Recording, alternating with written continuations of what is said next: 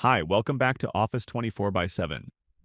In our previous video, we looked at how to create dashboards in the Office 24 by 7 platform and how to add widgets based on any object. If you haven't watched that video yet, you can use the link above or in the description to check it out. I recommend watching that first so you have full context for what we're going to explore in this video. In today's session, we're going to dive deeper into the different chart types that you can create using dashboard widgets in Office 24 by 7. Graphical reports are simply visual representations of your data designed to communicate information quickly and clearly. They give you an instant snapshot of trends, performance, and patterns without needing to read through long tables or lists. This makes it much easier to interpret data and make informed decisions at a glance.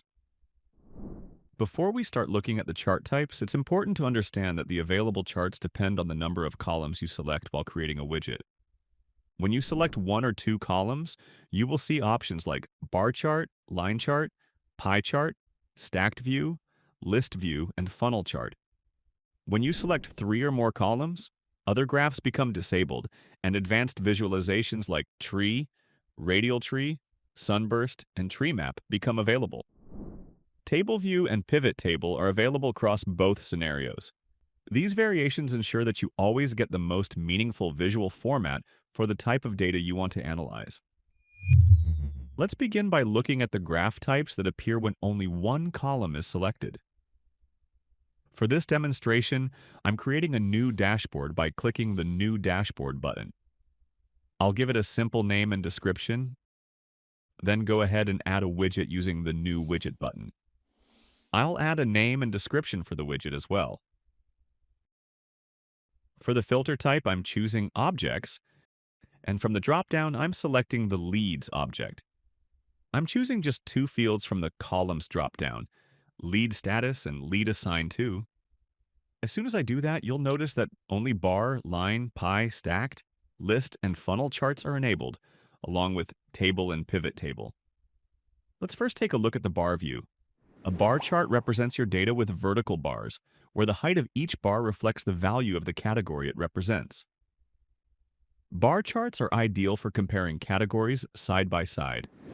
I'm keeping the legend position as bottom center and the graph width at the default 100%, aggregating the lead status and lead assigned to fields, and then clicking Save. Once the widget loads, we can clearly see the bar graph. In this example, the graph shows that a majority of leads fall under the qualified status. New leads appear next with a count of 4. Both disqualified and no lead status categories have 1 lead each. Each colored bar represents the leads assigned to a specific agent, which you can see from the legend explained below the graph. You can view exactly how many leads each agent has under each status. You can simply double-click on any bar to open the details of those leads. For example, I'm opening the 6 leads assigned to John Smith in qualified leads. Here you can see the details of those 6 leads like lead ID, lead name, contact number, email ID, assigned to, etc. You can also download these lead details by clicking the download button here. This simple distribution instantly tells us that most leads in the system have progressed beyond the initial stages and are already marked as qualified, while only a small number remain new or unclassified. That's the power of bar charts. They give you immediate clarity on how your data is spread across different categories. Now let us try the line graph instead of the bar graph. A line chart displays data points that are connected using straight lines, and it's typically used to show trends over time. This makes it especially useful for tracking changes, identifying patterns, and understanding how data evolves across days, weeks, or months. In this line graph, I'm changing the columns to created date and time and lead status so that we can see how leads move across different statuses over a timeline. When I click Save, the line graph appears. Here you can clearly observe the distribution of leads in various statuses across the selected date range.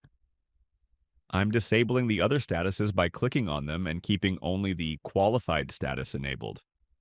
You can now see that over a span of 1 month, the number of qualified leads gradually increased from 1 to 8 and then dropped back to 1, forming a clear curve that highlights the trend.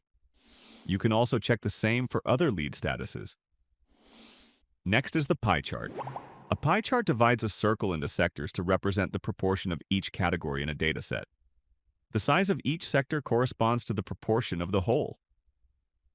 Pie charts are useful for illustrating proportions and percentages. For this, I'm selecting just one column, lead assigned to. When I click Save, the pie chart appears. Here you can see a clear distribution showing what proportion of the total leads each user is handling. Each user's segment is displayed in a different color, making it easy to distinguish between users at a glance and immediately understand how the leads are divided among them. Next, let's take a look at the stacked bar graph. A stacked view is a method of visualizing data where multiple datasets are layered on top of one another within a single bar. This helps you understand not only the total value represented by each bar, but also how each individual dataset contributes to that total. Here, I'm selecting the columns Territory and Lead Assigned To, and I'm choosing Stacked as the graph type.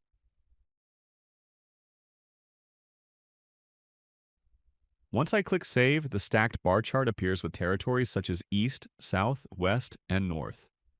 You can also see an additional bar for records where no territory is assigned. Each color within these stacked bars represents the leads assigned to a specific agent. When you hover over any segment, you'll see the exact distribution of leads per agent within that territory. For example, in the East Territory, Sheila Patel has 1 lead, Prashanth Dubey has 1 lead, John Smith has 3 leads, and Mike Xavier has 1 lead. Others like Stefan Wallowitz and Eric Cooper have no leads in the East. And just like the bar graph, you can double-click any section to directly open the respective lead details. After this, we're going to check the list view. I'm selecting the Lead Assigned To and Lead Status columns, and then choosing List as the graph type. The list view helps you quickly review categorized data in a clean, structured, and easy-to-read format without any graphical elements. It's especially useful when you want a straightforward breakdown of values rather than a visual comparison. Once I save it, the list view appears. Here you can clearly see the names of the agents along with the leads distributed across different statuses under each of their buckets. When you hover over any value, you can also see the exact count of leads present under that specific status. For example, Sheila Patel has 3 leads under the qualified status, while Prashanth Dubey has 3 leads under qualified and 1 lead under the new status. Next up is the funnel view. Funnel charts are particularly useful when you want to understand how records progress through different stages of a process. They help you identify potential bottlenecks or areas that need improvement, and they make it easy to track conversion rates by showing where leads are dropping off or getting delayed within the sales or marketing funnel. They can also be used to compare how different segments or teams are performing within the same process, helping you spot who is moving leads efficiently and who might require additional attention or support. Here, I'm selecting Lead Status and Lead Assigned To as the columns, and choosing Funnel as the graph type. I'm then applying grouping to the Lead Assigned To field and saving it.